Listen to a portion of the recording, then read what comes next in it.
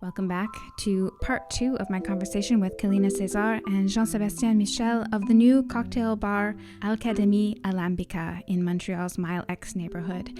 I left you last week after half of our conversation, so if you haven't heard that, go back and listen to that first. You'll figure out who these very cool people are, what their bar is doing, why they have not been open for the last several months, even though they were supposed to launch in March, and then come back here and listen to the rest of this about what the government's been doing to help and hinder bars versus restaurants.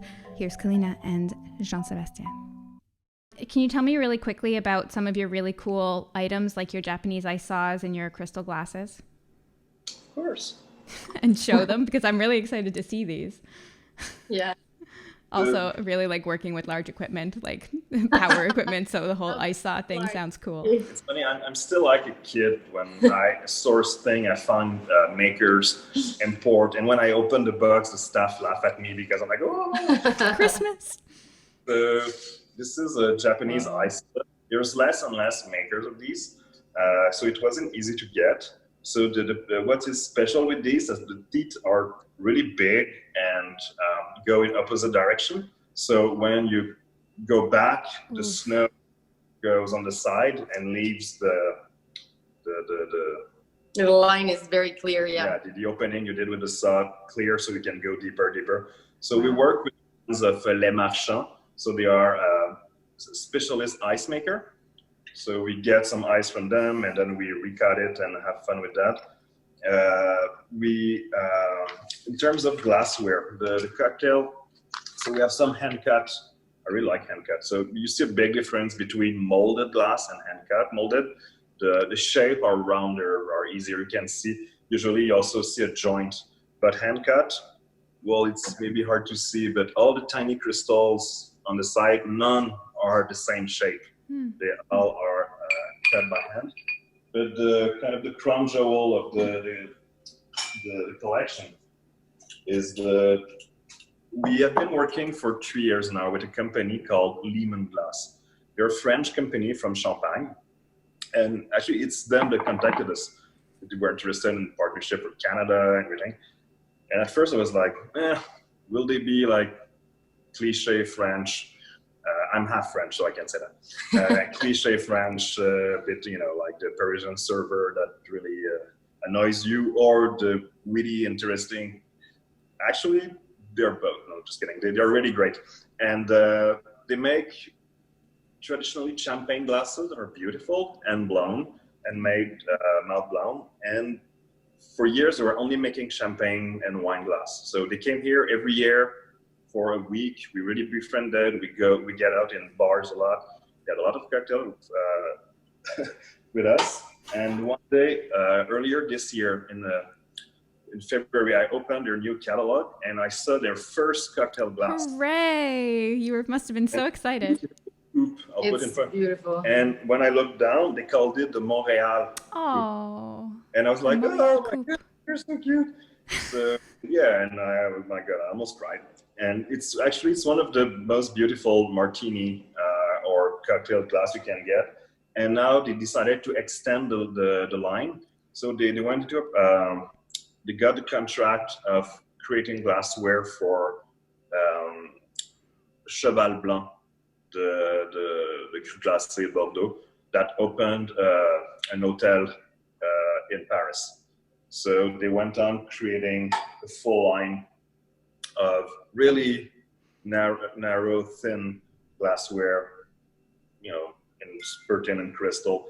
And the cheeky part was that we were supposed to launch the glassware at the same time here in our like old garage of 15, 30 places, that there's multi-million Cheval Blanc in Paris. But this was again in March, April. But still, we have the same glasses as them, so it's very cool. It's very cool. One of the few, the Mount Blanc champagne glasses, pretty much the only place you can get them in and drink from them in a restaurant right now is in chez Toqué and here, Wow. And yeah. I just find it like super fun when people don't, perceive, they just walk in, there's just a hole in the wall, there's graffitis all over the place, like old garage door. that is sort of safe. And they go in and they get like those super awesome cocktail, crazy glassware, and just to see their face. So I just sit in the back and I watch people, and I'm just having fun. This is the fancy part, but there's also the fun part, like this one here. Like a conch shell. Yeah, so that when I was telling you like that I like picking glasses, I also do it like I see that person and I'm like, oh, what should So you'll serve a different drink in a different glass depending on the person? Yeah. Yeah. Okay. So what glass would you pick for me for whatever drink? I don't know. There's this one that you like. I think like it really makes your cocktail even more delicious than it can be. So yeah, it's very elegant. It's simple. Like it's just yeah. Oh, you're a really good bartender. You know just how to flatter, like just enough without seeming like you're sucking up. That's good. We just 80s premix and we flatter people. That's all we do. So it seems like owning a bar isn't that hard. What were you so scared of? Besides COVID, obviously. I'm wondering actually then talking about more of the business side of it. Are you worried about running a bar right now? Are you worried that people won't come? Are you worried that you won't be able to, do as well as you would hope? We don't have expectations. So this allows us to remain sane. So we really we make the effort to get the word out there. We do cool collabs with others. So we sow the seed to eventually reap some, benefits and more people coming in. But personally, I don't feel pressure or stress. It's really the way things are, and I'm mostly worried for my friends, for others. Yeah, people who don't have a business alongside of it that's still running efficiently. We have the chance of having, often say a lot of fishing lines in the sea. So if something doesn't go as well as planned, well, we can always tweak a bit and put more effort in something else. We're a bunch of sort of young people and energy, and so I'm not scared for us, but for other people, it can be. It will definitely change a part of the business space. Yeah, and the culture in Montreal, I feel too, because we are such a going out, like having a drink with friends kind of culture. Do you think that it's been fair or how the government's been regulating bars versus restaurants? It was a bit dumb, in the sense that they drew a line in the sand that wasn't there. So for me, the part that I was kind of startled that they did was to give much more freedom and benefits to any places that serve food. Right. So I don't really get how serving a poutine makes the place safer. So, and in a way, it was really, it really helped to showcase the prejudice that there's against bars. Most of the lawmakers are of, let's say, an older generation than the people running bars right now. And I do have the feeling that the picture they have of what a bar is are taverns, are places with video games. They are mostly people that they came to adulthood. They were a young adult going out when it was the biker wars. So, a bar is a place where cocaine is getting sold and you will lose your soul if you stay there. We don't do that here. No. And the scene has changed so much. Even in the 10 years I've been in that business, you couldn't recognize it. So for me, it's mostly, they're not bad people, just a disconnection. They don't really understand that part of the economy that they are ruling. So I've heard from people that work in different places horror stories of places that do serve food, and instead of, I would have gone for punishing the places that don't respect the rule, allow the places that respect the rule, and that's it. Yeah. I didn't see the point of creating two classes and dividing the industry the way they did. And now it's such a hard situation because they see so many bars that haven't respected the rules, or at least maybe they tried to, but people who went to those bars didn't respect the rules. They're talking about all the people in the distilleries on the South Shore or on Montreal, like not social distancing when they go out to bars. So do you think that the government has been fair to bars versus restaurants in that sense, or are they like taking a hard hand with bars more? Another thing. They said bar with restaurant, they gave them a 2 weeks notice ahead of time that they could open, and they announced the same day to cocktail bar, okay, well, you guys can open too, finally. So in the morning, they thought there will be no opening for a while, and now like in the afternoon, we have to open. Yeah. It was like p.m. and they said that the bars could open at 4 p.m. that exact same day. So that's what happened. It created you have to put yourself in people's shoes and I won't name a place, but I know a really, really, really talented bar manager that they opened not that far before COVID. They are a really modern place, really cool place. So the investor like, okay, let's go. We open right now. But the guy that runs the floor is like, no way, we don't open right now. We are not ready. So, and pretty much the government in that regard set the stage for many failures that there wouldn't have been if they had given 2-week notice like they gave to other instead of just swinging it. Like this part that has been sort of troubling, and I'll say the other part that the bar get the stone thrown at them, but it's not the issue is not the bar themselves in that regard. It's maybe it's I have a background in mostly social studies, so maybe it's why I have that angle. But in any circumstances, the 16 to 22, 23 are not an easy group to manage in those situations. Will they be at the bar, at the beach, at the parks? And I would have been hard to manage as well in those ages. It's just a group that, so I know some bars, especially in the towns, that decided to, which is not actually illegal, but they say, okay, no people below 21, because it was too hard to manage.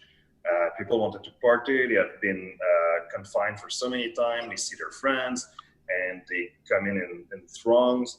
But at the same time, they were, I was talking with these people, and the government allowed for terraces that actually gave them more capacity than what they had before. So they had to manage more people than before, but to avoid people getting too close together, they closed 3/4 of the bathroom. So they had more people and 25% of the bathroom left. So they had like huge lineups, and what do you do with that? Or, and because they had no time to plan whatsoever, they open. There's 200 people outside, it rains. Everybody rush inside. Well, they have to push them away with brooms. So some bars push people back and say no, and they just open the light, shut the music, and go home. People, it's too dangerous. Others didn't have that judgment and kind of failed the test. Yeah. And go inside and dance, and these ended up, having issues. Yeah, it sounds like a high school party, when the police come and break it up, and they're just like, well, you can't be doing this. And well, of course, it would never be perfect. The government, I think, did what they could. I think they were in good faith, but to me, they should have gathered 10 people of the industry of different level, asked for recommendation, build from there, instead of pulling ideas from. Right. Where. Yeah. You mentioned weather. That's a big issue in Montreal. What do you think is going to happen once it starts snowing here and terraces are closed? What are bars going to do? Hopefully the situation will be different. Yeah, drinks. Hopefully the situation will be different until then. Like we'll see in a couple of months, but it's going to create chaos. That's for sure. Yeah. Yeah. Well, another thing is that to me, the government didn't seize an opportunity they should have, and maybe it's the same strain of judgment that made them pass the law from 18 to 21 for cannabis. but they didn't allow bar to make cocktail to go. The city was good though. They allowed for, they don't slap bars and restaurants for getting on the street or outside. And to me, this was actually a really, really, really good move. And it was not even, it's not by doing anything, it's just by not punishing something that makes sense. So the cocktail to go, actually we're on a project with a distillery in Toronto where we helped them to create that. And it was so frustrating to make that for them. And here we created something else that it would have saved businesses. Only that initiative would have saved many businesses. If bars here could sell cocktails to go, or restaurants probably too. Yeah, it would have made so much sense. Yeah. And in some provinces you could. They were selling entire bottles of Bullet, of bourbon to go with your whatever. It's like you're going to make a fortune that way if people go for it.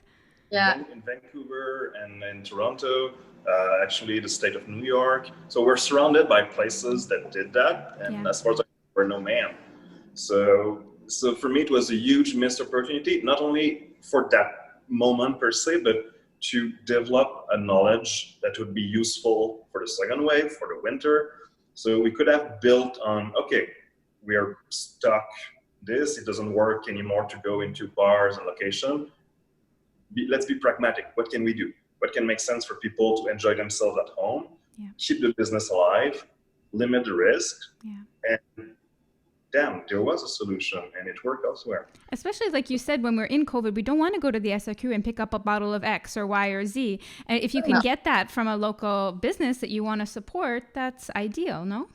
Yeah, and the bar actually, let's say for takeout or even for wine.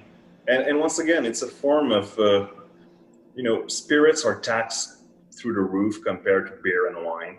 And once again, beer and wine was allowed to as a takeout, but spirit was once again stamped out. And so on one hand, they say they want to encourage spirit creation. Everybody and their mother this year went to Gaspésie or La Madeleine, back and forth. I know more people who went to Gaspésie than who actually got COVID. Well, there you go. And, exactly. So, and what are the stops in Gaspésie? What people bring back? What's the place? So it's cool breweries. It's distilleries like Société Secrète. They go to the Caribou. So the cool stuff to bring back often are alcoholic based. Well, cheese, but booze doesn't come out as cheese when you're in the car. So it's really helped to create halfway house all over the map where people can stop, bring back cool products. Yeah.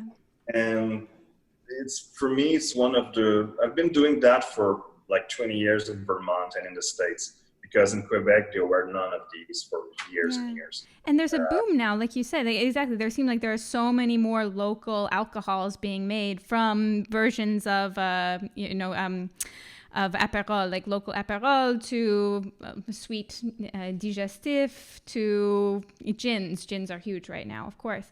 Do you think that this COVID period has actually been beneficial for these companies, because people are maybe seeking out more of these, like not just in travel, but at the SRQ as well? They've seen, I don't have exact numbers. No.